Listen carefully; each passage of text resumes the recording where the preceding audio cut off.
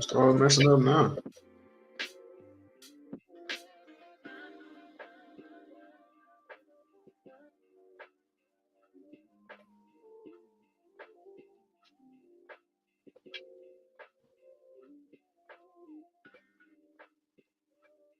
Test, test.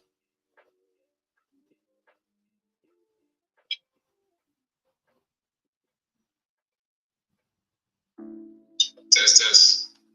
Right. No, we got a quality check. Test, test. We got a quality check.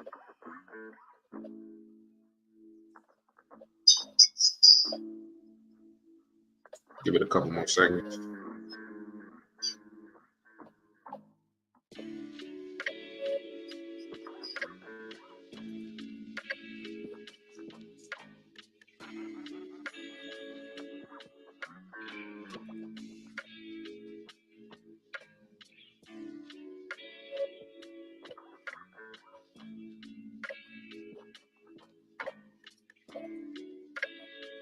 We'll kick it off at 6:15. 6:14 right now.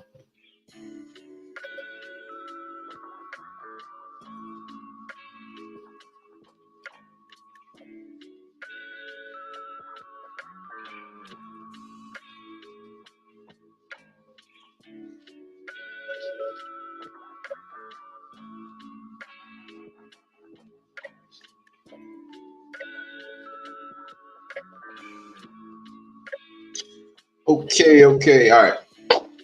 So we live. You know, we like to keep it a little looser, a little more relaxed on here. So we could. So Bitcoin, as far as price action, is really going crazy. I could actually get rid of these two lines because they going past the zones that we made.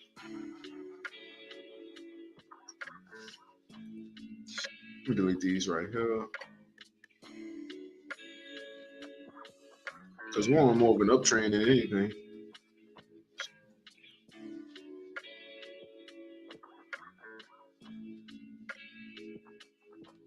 We're definitely on an uptrend, you know what I'm saying? So let's look at it from a TA perspective. You know, I got this line here just for a long-term downtrend. You can really put it anywhere you like. We come from 70,000 to the local low of 15,000. If we're kicking it off from here, I believe we could sit between 35,500 and 42,000. I mean, we're on an uptrend. We're probably gonna break it a little while. Probably come about right back to the 35 area. Let's see. We're on the daily. Let's look at a week.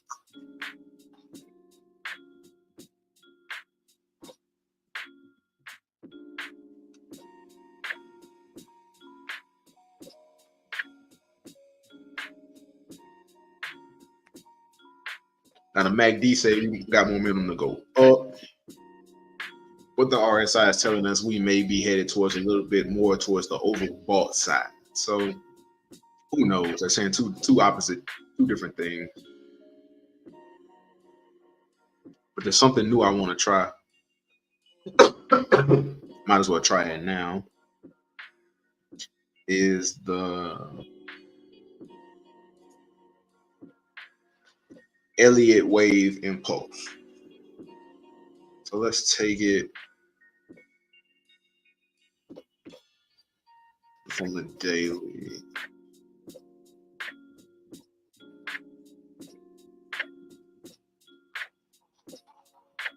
Let's go from the local low.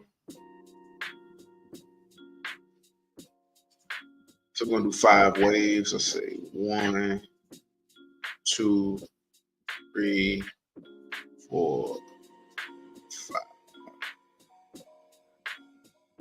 See, I'm super new to this Elliott wave thing, but that's the new thing that we're gonna try out as far as technical analysis. We're gonna try the Elliott wave because that seems to be something that's very, very visually impacting, and it has some merit sometimes. I think you can kind of just do anything you want with it. Like, let's say 1, 2, 3, 4, 5. There we go. That's more like it. So if we're doing hindsight of like good and bad trades, coming in at 3, shorting till 4, and then getting back in at from 4 to 5, that's not something that I would personally do, getting in and out of trades, because if let's take a look at the S&P and let's get into some points. All right. So I think Charlie Munger said this. The money is in the waiting. From 2003, the stock price of the S&P 500 has constantly went up. To be honest with you, from any point, the stock price has constantly went up. So if you spent your time trying to get in and out, there's no telling what could have happened. You could have gotten in right here and out right here and got a gain, or you could have gotten in 07 and tried to get out in 09 and took a loss. But if you would have got in, and waited the whole time and never sold, you would be up on every time you got in. So that seems to be the truth. Let's check. I mean, that's the S&P 500. That's an index, but it keeps the best performing stocks, so that would make sense. Let's look at an individual stock like Apple. Is the money in the waiting? Because the name of the show is Where the Money At. So, or what we do is like to ask questions like, where the money at? So Charlie Munger said the money is in the waiting. Let's see. It has constantly gone up since the 80s. So if you'd have got in. This is looking like the money is in the waiting. Let's see how long has Tesla been recorded? Since 2010. That's what it's looking like to me. Forever up to the right. Let's check out gold. Is gold the same thing?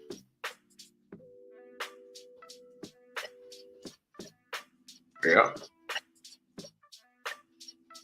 So I think something that a lot of people don't want to hear, but kind of is what it is this is more of investing is a long-term game. It's a long-term play.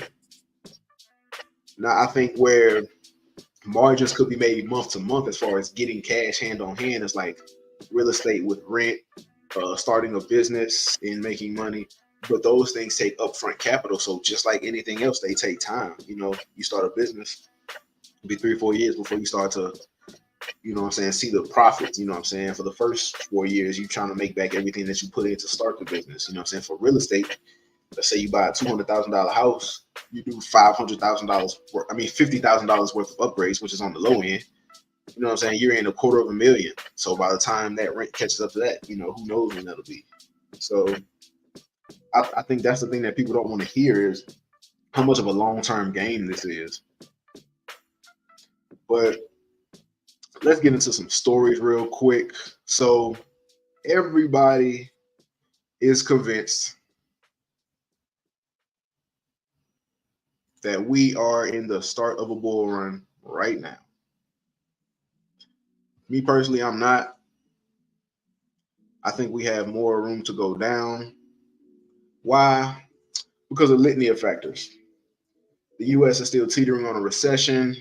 Inflation, as far as the individual consumers in the United States, is still high. Interest rates are still high, and they could be about to pause, but they could continue to raise more. We're going to talk about what happens as far as the S&P 500 when they pause. The median home price still reaching all-time highs. You know what I'm saying? The median car price is reaching all-time highs. Credit card debt is at an all-time high. Commercial real estate inside of the U.S. has some big issues going on. As a matter of fact, commercial real estate around the world, especially in areas like China, have some things going on because, let me show you. We had interest rates down here. This is the last 25 years. We had interest rates at 0 in the U.S. I don't know what they look like everywhere else, but commercial real estate was between '09 and 2015, 2016, we're at zero. So a lot of commercial real estate that was bought down here or about to refinance and have interest rates way up here on their debt. And then with COVID and everybody working from home, things have not gotten back to where they used to be as far as how many people are in the offices. So they could be losing money. You know what I'm saying? Like not a lot of people in these offices, but they're still paying all the bills, all the electricity, all the water. So, we're gonna see how that works out because what's the significance of the commercial real estate? Well, commercial real estate will trickle down into other sectors, including like logistics, stuff like that. Like I don't know exactly how, but that's how it happens. It trickles down into other factors, and then it'll trickle down into retail real estate, and eventually it'll hit us as the consumer. That's just how it goes. But these are all the reasons, I'm pretty much bearish. Global tensions are still high. China could invade Taiwan. We got conflicts going on in the Middle East. Russia and Ukraine are still going at it, and global liquidity is still low. So these are the factors that I'm not convinced that we're not necessarily in the new bull run. Like 2023 has been a bull run. It's been a great year, well, 130%, but I don't think it's God candle. You know what I'm saying? Let's see. Hold on. I don't think it's 500% bull run ready type shit. You know what I'm saying? I think we got time for that. Yeah, I know I drew this squiggle a long time ago. Like I was really right on the button for about I was right on the button for a couple months. But I said, look, I think we got time to go up, come settle down, come down a little bit, and then we can take off. And when would that be? Take off in what? 2026, 7? We could take off 2025, 26, 27. Like it's not that far away. Like, but let me tell you why I'm bearish, and I have a bias. I have a bias of why I'm bearish because when you play bear markets correctly and you really, really play it right, it could be life-changing money.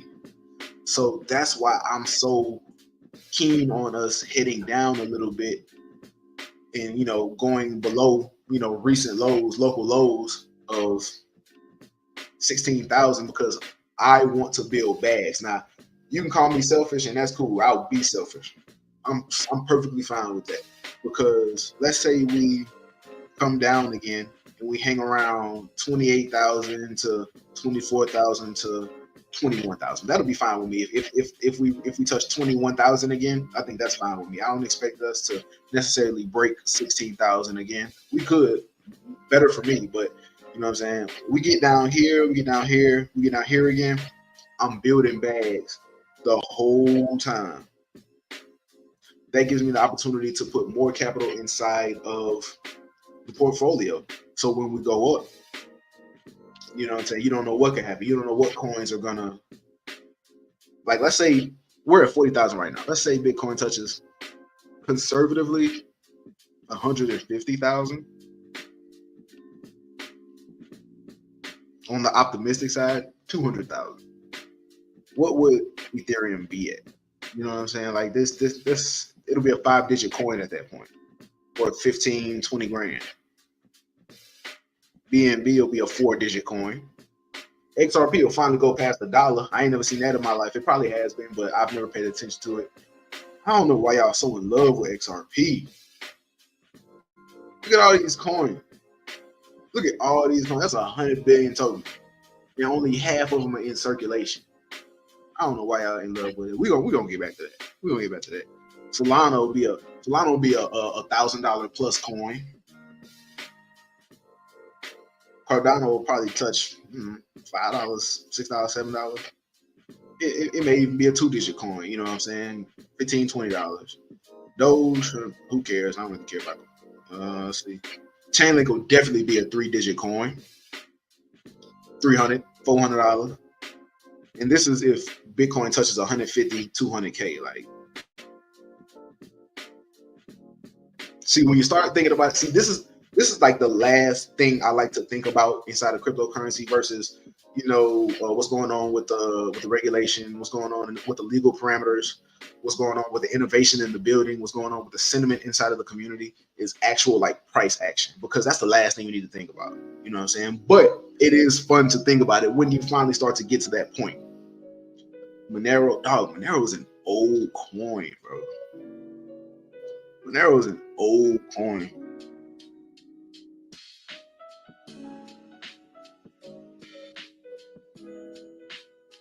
All right. We've been bull driving. We've been bull driving for 15 minutes. We're gonna get to some actual stuff. We're gonna get into some stories. We load them all up. We're gonna get into some stories. We'll do some live news search.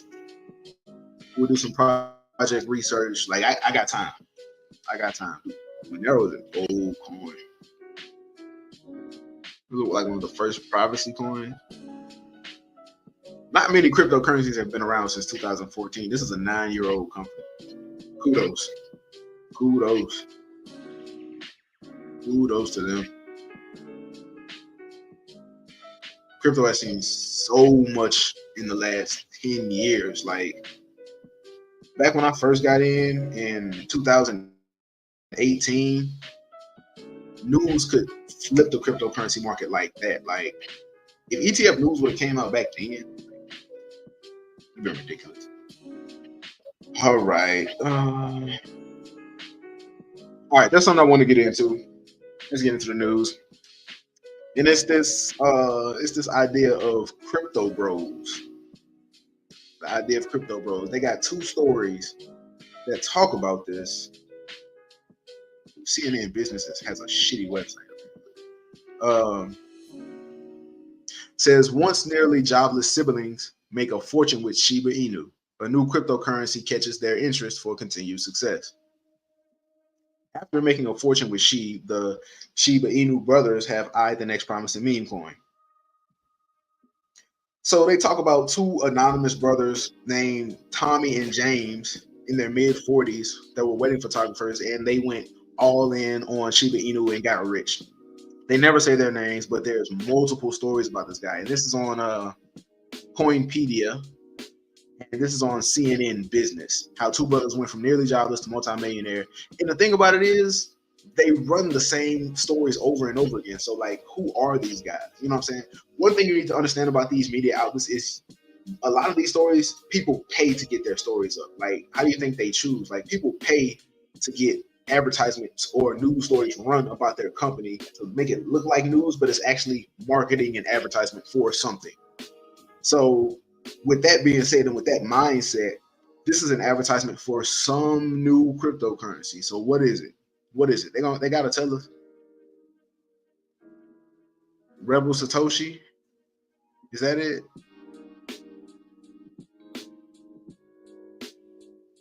Yep. So stake your claim in Rebel Satoshi. So this is an advertisement for a new cryptocurrency. You know what I'm saying? And this is on CNN Business. You know what I'm saying? Is this talking about Rebel Satoshi too? Because this talks about 2 anonymous brothers who got rich, but they never say their name. You know what I'm saying? So whatever. All right, so this one is an ad. This one is just kind of like an information piece. I think this is promoting Shiba Inu itself. Advice from Tommy and John. I'm not taking advice from 2 anonymous. Boy, we don't do anonymous over here. We just don't. It's big in the crypto community. People have explained to me why they do it. That's cool and all, but we're not over here. No, thank you. So hold on. Let's do this because I want to show you something.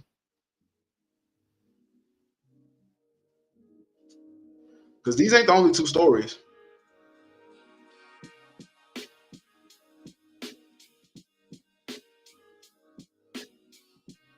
CNN, Daily Mail, 2 Westchester brothers, Daily Mail.uk,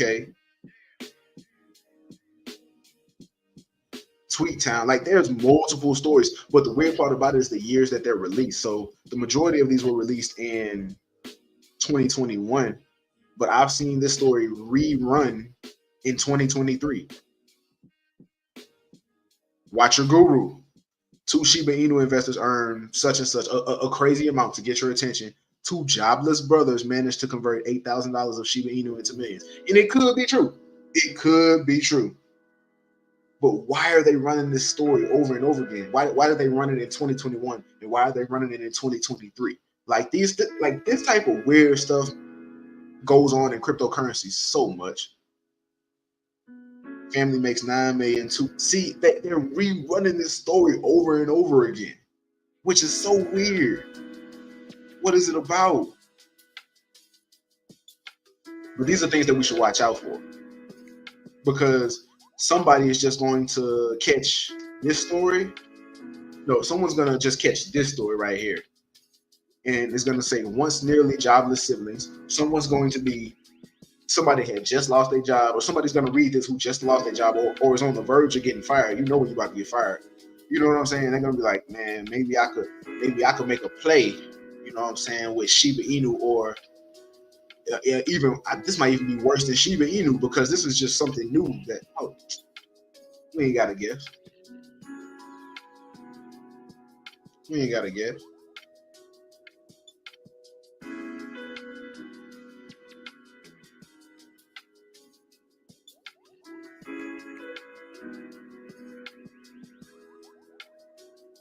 You can't even pull it up. You can't even pull it up. But yeah, you got to watch out for this stuff, because somebody gonna read this who's nearly jobless, or who's, you know, kind of struggling with money, and they're gonna try to put their claim in. You know, they probably gonna put their last $500 in it, or their last $1,000, and you know they're gonna get scammed. You know what I'm saying? They probably not gonna, even if they put it in Shiba Inu, they probably just not gonna time it right. You know what I'm saying? Like they'll put it in right now, and this could be the top of this year's cycle, or the cycle for the next 2 or 3 years, and we go down a little bit, and you know how Shiba Inu goes down. Where is she? It's just gonna keep losing zeros. I mean, it's just gonna keep adding zeros. You know what I'm saying? So their $1,000 could turn into 300 real quick, and they probably gonna need that 300 for something, and they ain't gonna pull it out. So be careful of stuff like that. They running these type of ads all day to try to trick you, and I don't want anybody to get tricked or like that. All right, but let's move on to the next story. I think I read this one on one of my videos, but let's read it again because it has a lot of points and a lot of lessons into it. So we're talking about Shiba Inu again. I don't have any Shiba Inu, just so y'all know. If I do, I probably put like $10, $15 in it. Dog's like, my aunt put her savings in Shiba Inu after I boasted of making a fortune. She lost $35,000 in one day and won't speak to me. We just gonna break down this title. My aunt put her life savings into Shiba Inu after I boasted making a fortune, and she lost $35,000 in a day and won't speak to me. All right, so she heard her nephew bragging about how he made money, and by the way, he could have been lying. So she could have invested her money based off of a lie. And then she invested in something that she knew nothing about because she overheard somebody talking well about it. So she didn't do any research at all. You know what I'm saying? Lost and put up, and you never put your savings into any one investment. This is not financial advice, but I would highly discourage putting all your savings into one investment. That's just, I mean, you have to diversify. I know I talk about concentration, and yes, I am concentrating on cryptocurrency, but I do have a cash position. You know what I'm saying? I do have a 401k. I got stocks. You know what I'm saying? It's not a lot, but I'm diversified in a couple different areas. And if you want to put anything in anything, like cash is not the worst position to be in. Like having a lot of cash is like, people talk about inflation and you're losing. Man, bro, cash is not the worst position to be in. I don't understand what people be talking about that. Like people love to talk as if they know a whole bunch of shit. And I'm not saying I know everything, but I think cash is a good position to be in. At least you got the option to make moves. Like, yes, you're not making a ton of money having it sit in a bank account, but not losing money is better than putting into something and trying to lose it to yield. A lot of people do that in crypto. They lose money trying to get yield when probably the best move was just keeping it in a bank. Keeping it in a bank most of the time is the best move, especially if you don't know what you're doing. But yeah, I talk about diversification. So I always recommend going in Bitcoin and Ethereum, and then, you know, studying the altcoins to figure out where you want to be. And I only recommend you find 2 or 3. You know what I'm saying? One that you're really messing with, 2 or 3 more that could possibly do something. I mean, because look at this. Look at all these coins, bro. What is What is Chile? Chile. Let's look it up. What is it? They got a billion coins. Only 53 million are in circulation. Are you serious? And it's ranked number 90. Where they website at?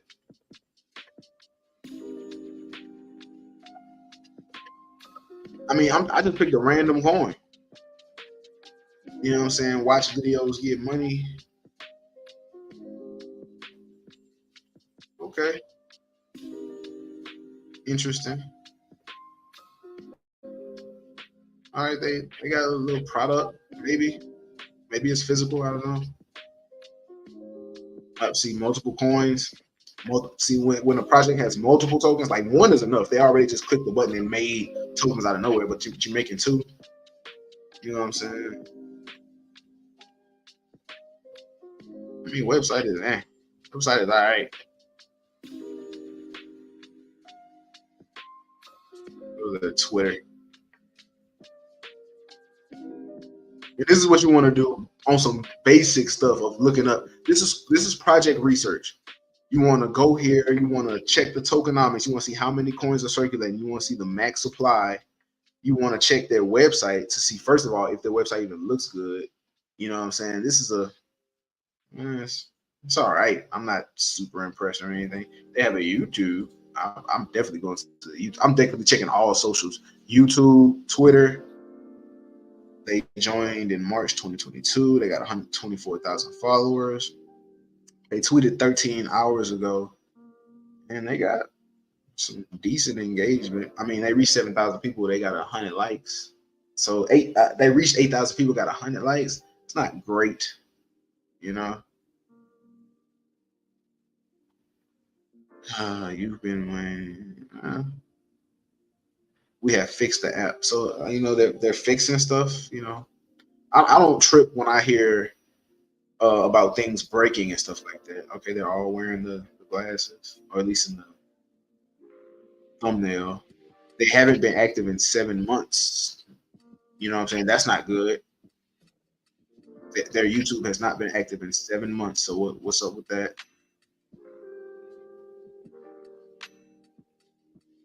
Man, they got a decent amount of subscribers.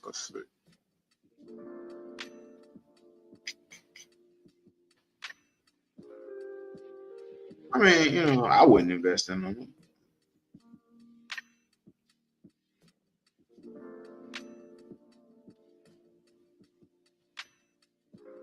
Not something that I would necessarily invest in because I need that YouTube to definitely be active. They need to be dropping visual content. They need to have podcasts. I need to hear their CEO speak. Hold on. Let's check one more thing and then we'll move on. I went off on a tangent, but that's what we're gonna do on live.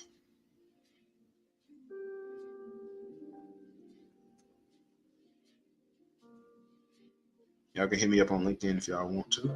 Here. They got a LinkedIn. They got a LinkedIn. It's a short video platform, social fight. All right. So something to bring up.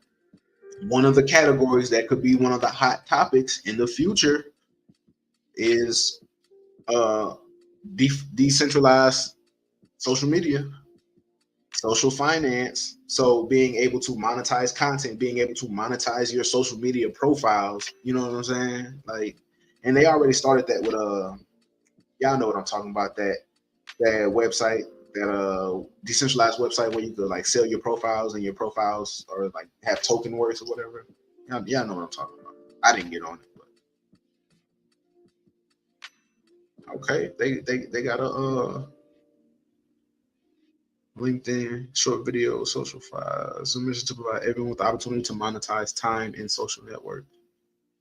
I mean, I like the idea. I like the idea. Who worked for them? 29 team members. I don't like AI type looking stuff.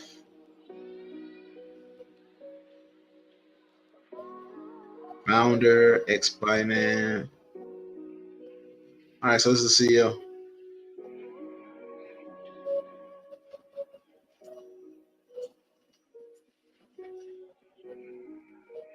So now that we found the CEO,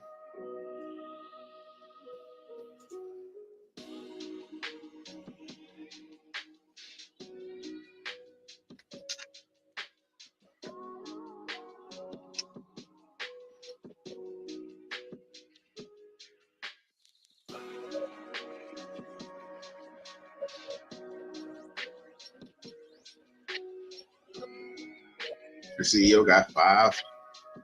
Let's hear the CEO speak. Let's hear him. Let's hear him. He's speaking in Russian. Can't do nothing with that. But I mean, that's how I do research. You know what I'm saying? If I would have saw a hour and a half long interview with him, I would have took some time out and I'd have listened to him talk. You know what I'm saying? You get a lot from hearing people talk, but that's just some live project research. Would that necessarily be a token I would invest in? I wouldn't. But it is the number 90 ranked coin right now. What platform? It's on Gate.io. It's $11. It's pretty high. $11 is pretty high for a green token. And only 53. Well, that's probably why. Only 53 million released, so you can keep that supply choked up, which makes each token more valuable. But if these tokens get released how they're supposed to. But anyway, that's some project research, some live project research, show you how we do it. Real simple stuff, man. Check all their socials, check their website, really look their website up and down, check out their team if you can find a team, go to their LinkedIn. Nothing too crazy. I mean, to be honest with you, you could look up a project and determine whether it's worthy of being invested in or not within about 5-10 minutes. You know what I'm saying? And if you get really good at it, you can start to speed it up a little bit. Like, let's take Solana for example. Let's show a token that you would have a good reason to invest in.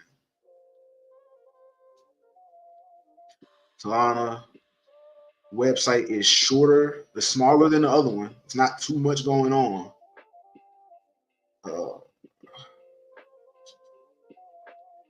Check out the YouTube, Twitter, GitHub. Check their GitHub.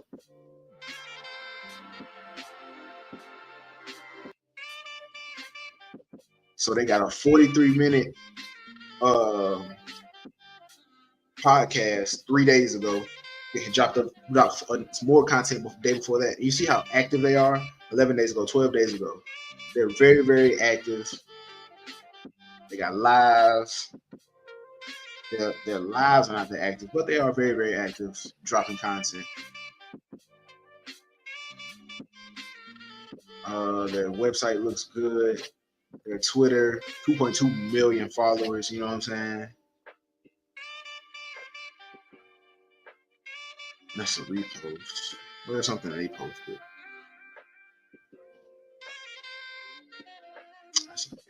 I want to see their last post. On December 1st, which was yesterday, they reached 38,000 people, got 500 likes, 100 some retweets. So, you know, they're doing their thing.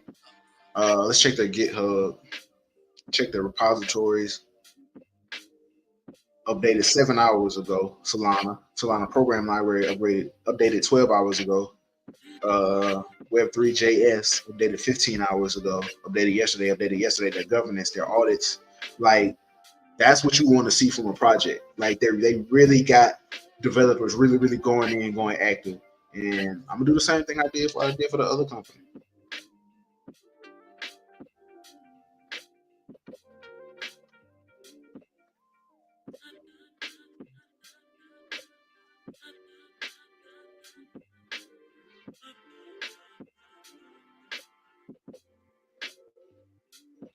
Anthony got an interview with Coinbase 10 months ago, but let's find his most recent interview. I like finding people's most recent interview.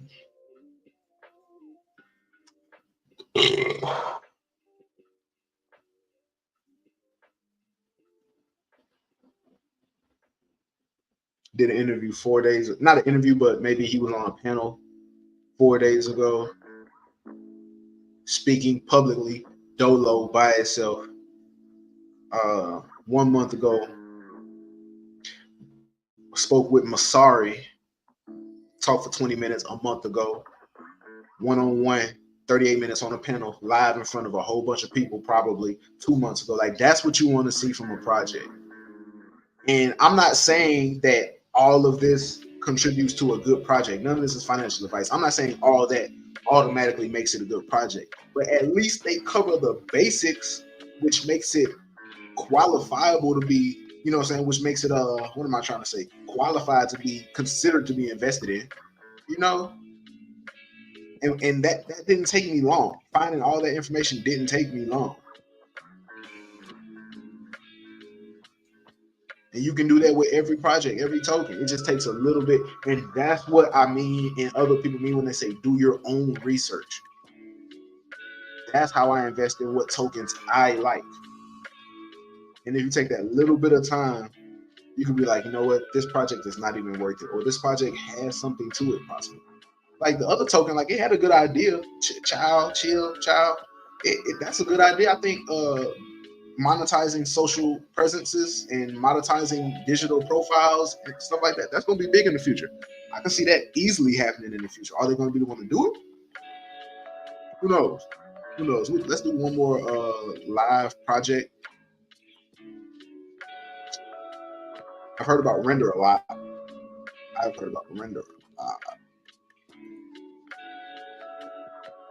531 million tokens. I like that.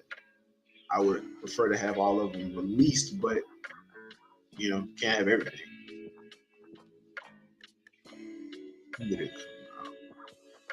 2020. So it's early, like it hasn't had like real price discovery yet. When I say price discovery, like it's been through 2 or 3 cycles. It's only been through 1 bull cycle. Came out during a bear, which is pretty good. Website, Render Foundation. Check their Twitter out.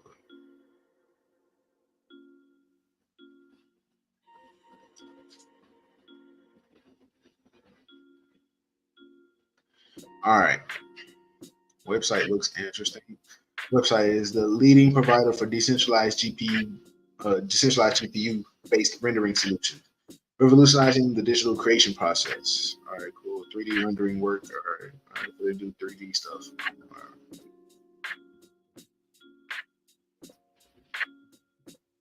The website looks decent. I like it. It looks clean. It's professional. Let's check the GitHub, knowledge base, team, Instagram. So let's look at their Twitter. 120,000 followers. Been popping since 2017. Pretty old. They're reaching 100K people. Well, that's November, so this is more recent stuff. Reaching 12K people, 230 likes.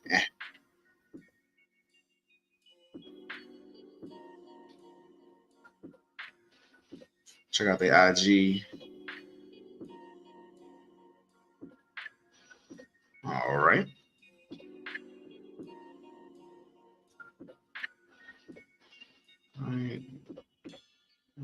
IG looks okay. It's very basic. They ain't got much popping there.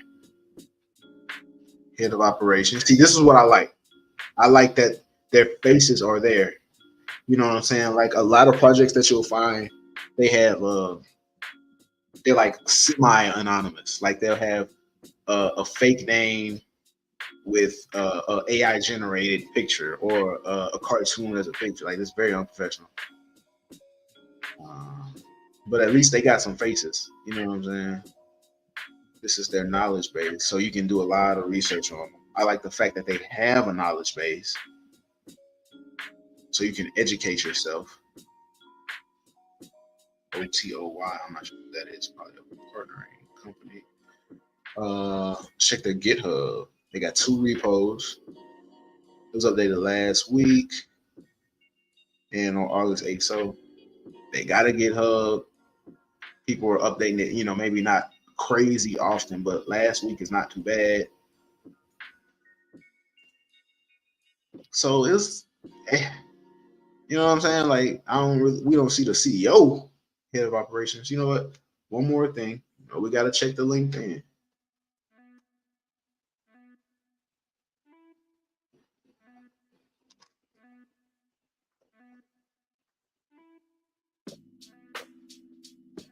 Yeah, yeah.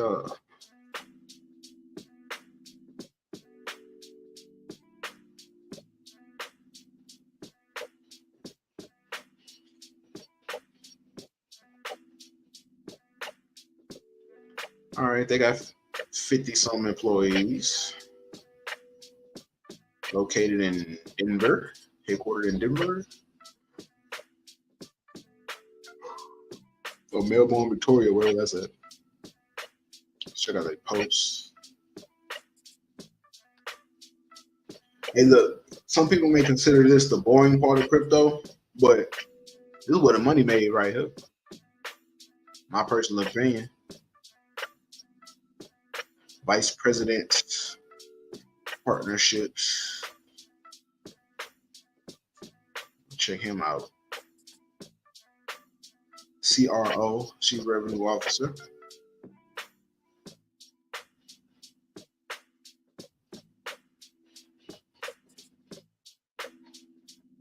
CTO.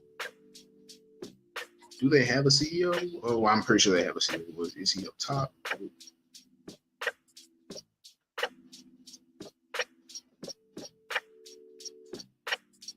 See if we can hear this brother talk. First of all, let's check his resume real quick.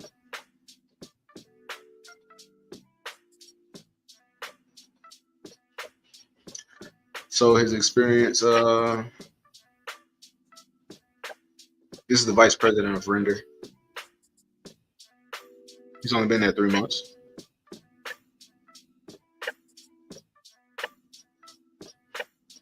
So back in '97, he was an engineer. Shout out to being an engineer.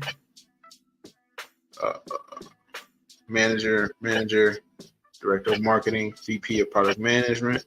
He rose up through the ranks, managing director, director, global partners. Now he's vice president of Render. So shout out to him, like stellar career, great career. Now he's in LA. He's been with Render for the last 3 months. So that's what you want to look for.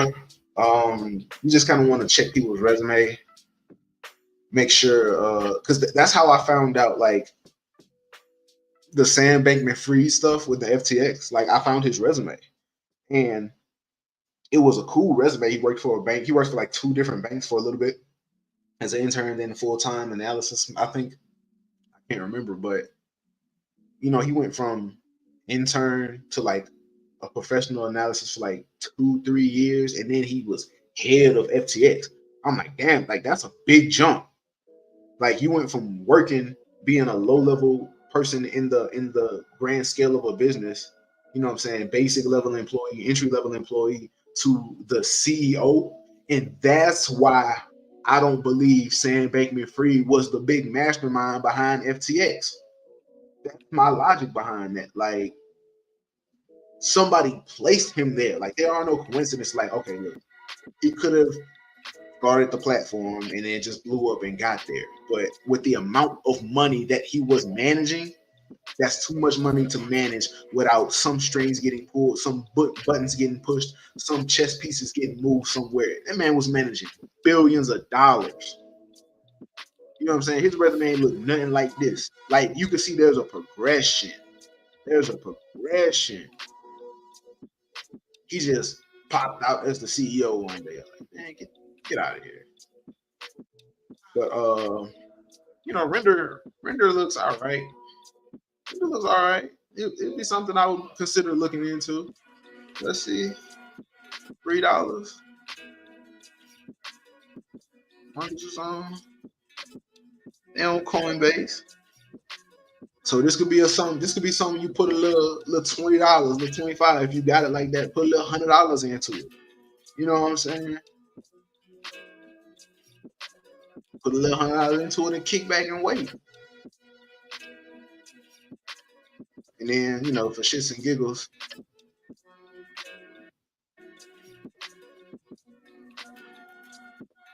so you put a little 100 in there, get you 27 tokens, and then you just forget about it for like 2 cycles. 2 cycles. Let's say you forget. And what is a cycle?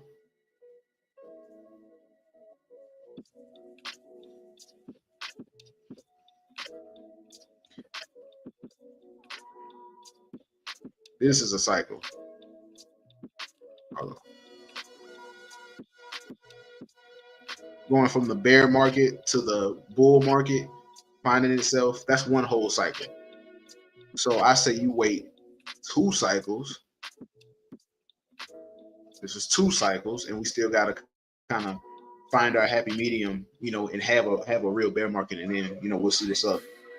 And then in 2 cycles, this shit could be worth, how much is it worth now?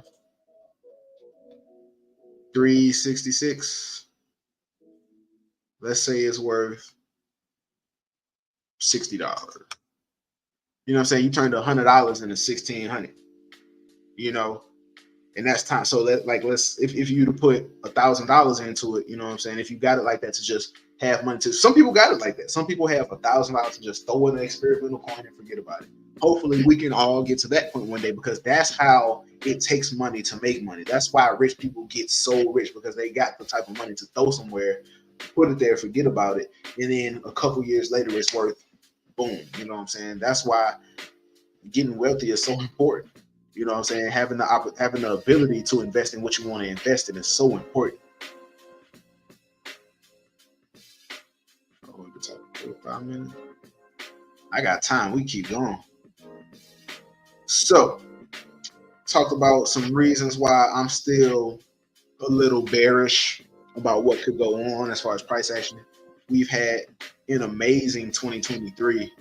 So I don't know what people expect. Like, we've went up 130%. Like, they expect to just keep going up and up and up. But I mean, look, Bitcoin has risen in environments, in conditions that it had no business rising in. You know what I'm saying? So how far-fetched is it to have all the conditions perfect to where Bitcoin should take off, and it freaking tanks, and it does the opposite of what we believe it should be? Because that's one thing that's going to happen, whether I'm right or wrong. And 9 times out of 10, everybody's prediction is probably 99% wrong. Even if you're kind of right, it's not going to happen how most people believe it's going to happen. So that would make you wrong depending on the moves you make when you get in and when you get out. You know what I'm saying? So it's not far-fetched to have the perfect environment for Bitcoin to take off, and it dives. You know what I'm saying? We have the opposite of what we had this year. We have 130% rise. We could have a 150% drop next year. You know? So let's keep our eyes open, because it ain't about what I want, what you want. The market gonna do what it's gonna do, and we don't know what it's gonna do. That's the beautiful part about it.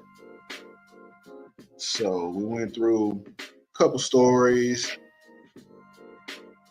talked about how this lady overheard somebody talking about Shiba Inu and put all her money in it, trying to make a flip. What is the market? What is the market? The market transfers people with money. It transfers money from impatient people to patient people. And that gives more validity to what I believe, quote unquote, Charlie Munger said. And I think I got that from Digital Asset Network. The money is in the waiting. It's not in the buying. It's not in the selling. It's in the waiting. And I think Warren Buffett, Charlie Munger's partner, said that the market transfers money from impatient people to patient people. This, putting your life savings into an investment that you heard somebody talk about secondhand, putting all your money into it without knowing anything about it, that's very impatient. Because what's your goal if you're doing that? You have to have a certain mindset to put $50,000-$60,000 into one thing. You're like, man, I bet I could flip this. You don't want to have that flip mindset. Get in and out. You don't want to have that mindset because you will always lose unless you got a product that you're really, really good at selling. You know what I'm saying? Like you know how to make t-shirts and you know how to print them out. You know how to get a good price, getting them in and getting them off. That's somewhat of a decent situation to have a flip mindset in, but not investing long term, not stocks. You don't want to have it, not crypto. Maybe real estate. Maybe if you were really good at getting something terrible, getting a bad property, being able to fix it and then flip it. But I don't know, man. That fast money just never seems to really work out. You know what I'm saying? That's why I would encourage having a longer term mindset when it comes to all this. So we went through the anonymous crypto bros, and I don't know how these stories keep getting reran from 2021 to 2023, but let's talk about some issues we got going. More bullish news, you know, kind of along this list right here. I mean, bearish news. Big banks are slimming down. Big banks are quietly cutting thousands of employees and more layoffs are happening. This was from October 19th. We got Barclays is putting 900, Barclays eyes up to 900 job cuts. This was a couple days ago, November 28th. Bank of America cuts 7,500 jobs and no one noticed. This is some weeks ago. Literally 2 weeks ago. And Citibank shuffles bosses in difficult management overhaul 11 days ago. So banks are slimming up. So there's two possible situations I see from this. And trust me, banks, when banks start cutting, you need to pay attention. Two possible scenarios. Either they're being preventive or reactive. And those are two different situations. So let's talk about if they're being, let's talk about the bad situation. Let's talk about if they're being reactive. Something has happened and they see in the future that they'll need to be slimmed down in order to stay competitive, in order to have the type of margins that they like, which is not good. You know what I'm saying? They see something, they see rough waters ahead. You know what I'm saying? So they're slimming up and getting ready for that.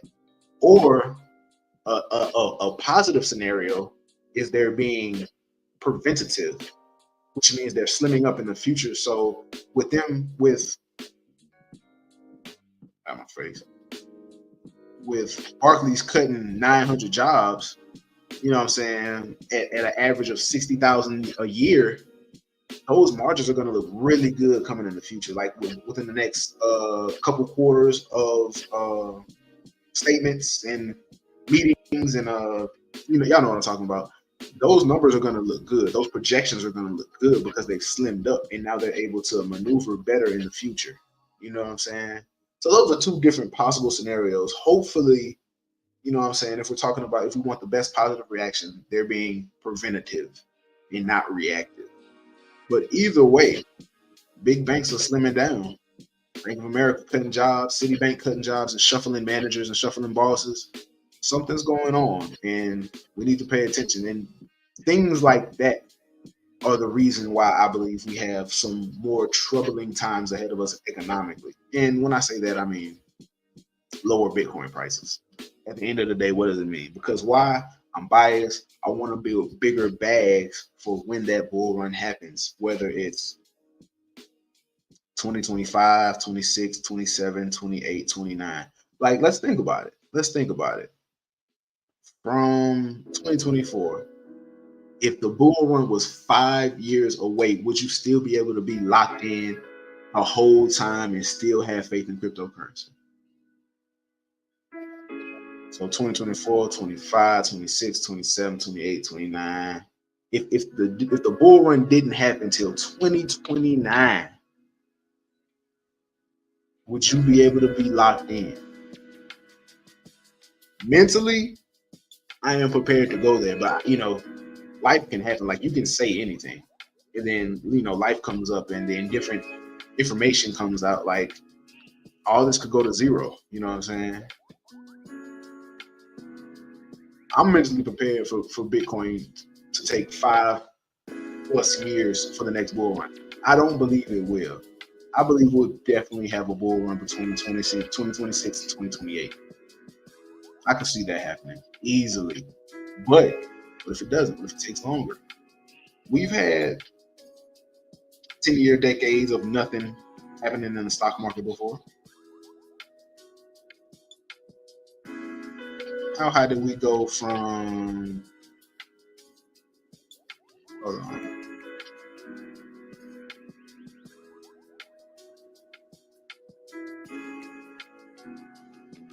Let's go from 2004 to 2014.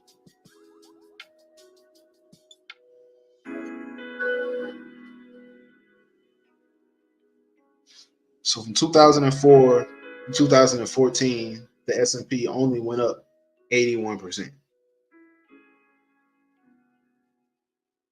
10 years. And in Bitcoin, just this year,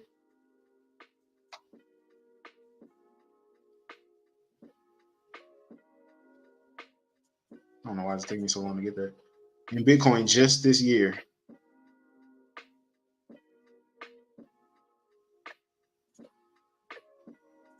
we've went up 135%. So would you be able to stomach cryptocurrency going up 100% over 10 years?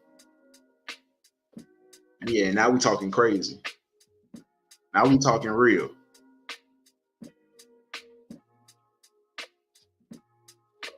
Would you be able to stomach that? Let me make sure I did that right now. Make sure I did that right and I'm not just talking. Oh, 4. 2014.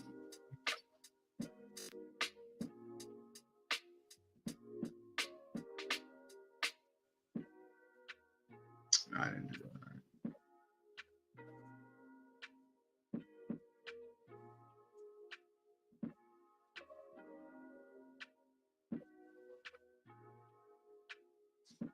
I'm messing up big time, y'all. Hold on.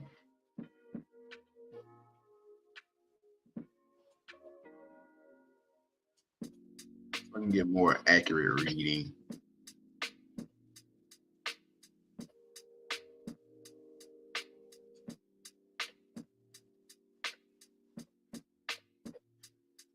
All right, 2004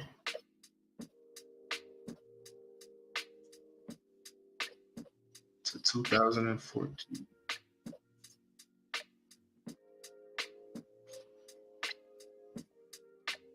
%60 rise in 10 years. Yep. Over a whole decade. Would you be able to handle that if Bitcoin was able to do that? And even then,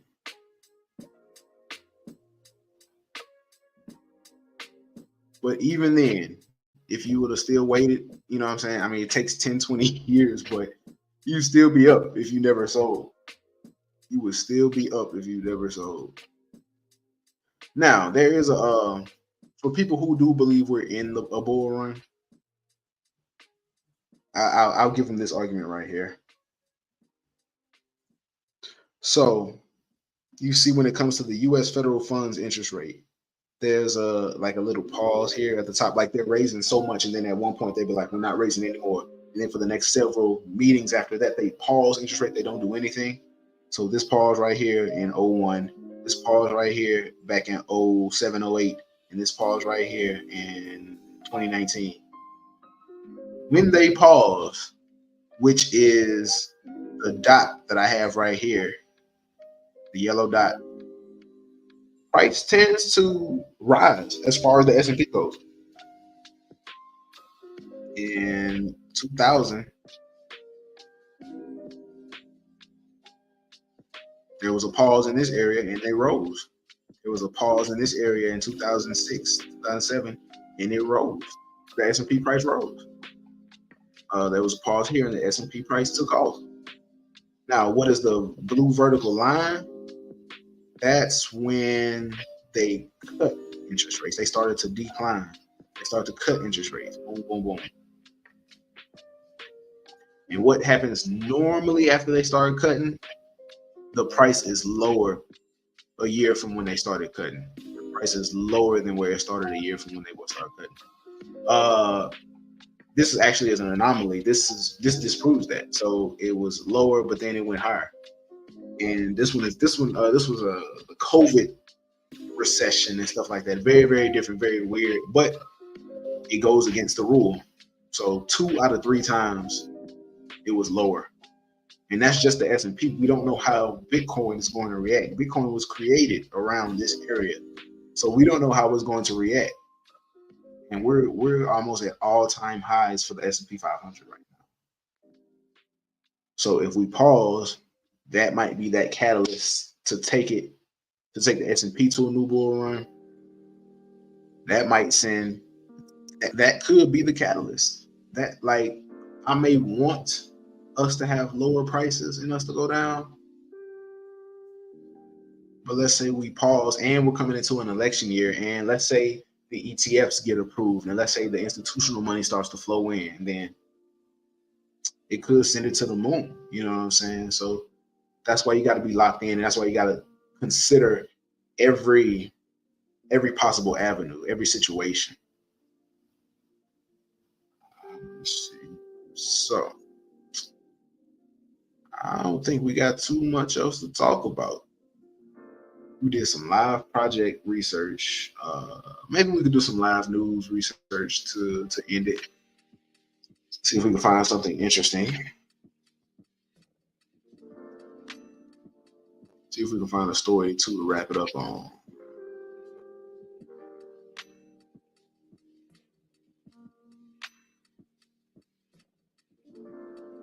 Colombian president embraces Bitcoin, signaling cryptocurrency growth and influence in global politics. That's kind of boring. Spain cracks down on North Korea cryptocurrency conspiracy.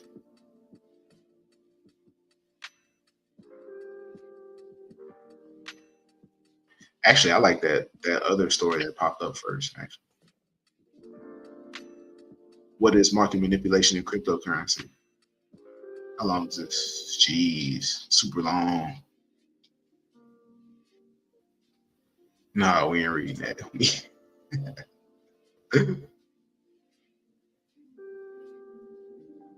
North Korean hackers Lazarus Group stole $3 billion in cryptocurrency. All right, this is short enough.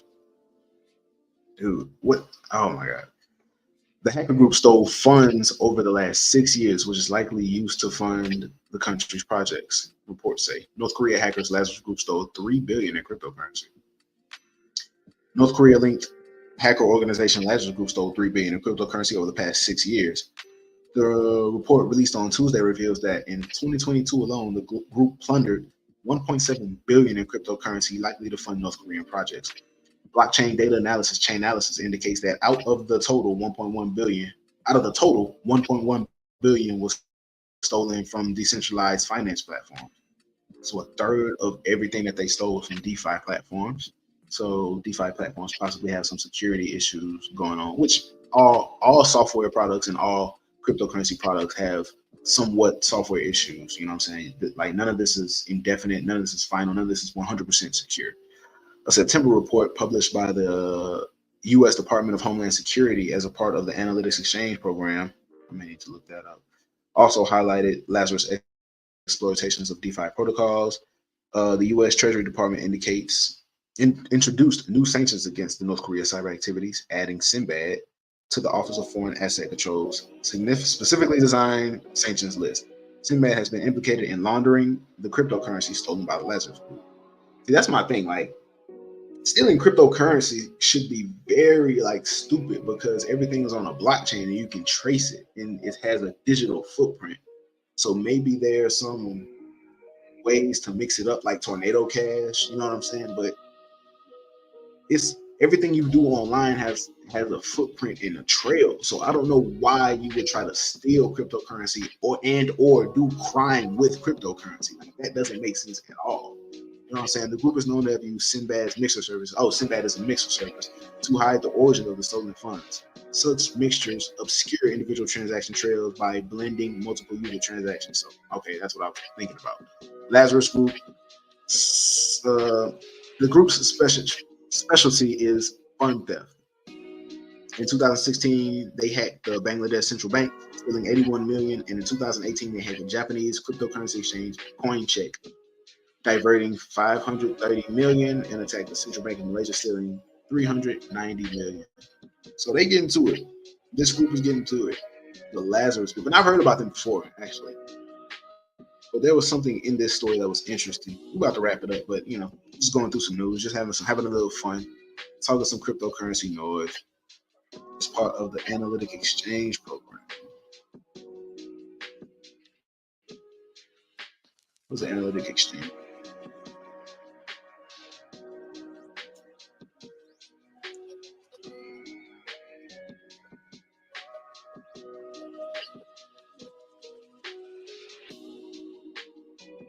All right, looks pretty boring. I'll get into that on my own time. I ain't gonna bore y'all and make y'all sit through it. But you know what I'm saying? I got more information for y'all coming out, man. I got more videos for y'all coming out. I appreciate everybody that comes and checks out the video. I appreciate y'all for all the support, man. I want to keep going because this is fun for me. You know what I'm saying? Like I feel like I'm catching my footing inside of the cryptocurrency community, able to give y'all some good information. So I appreciate y'all for rocking with me, man, and I'm gonna holler at y'all later.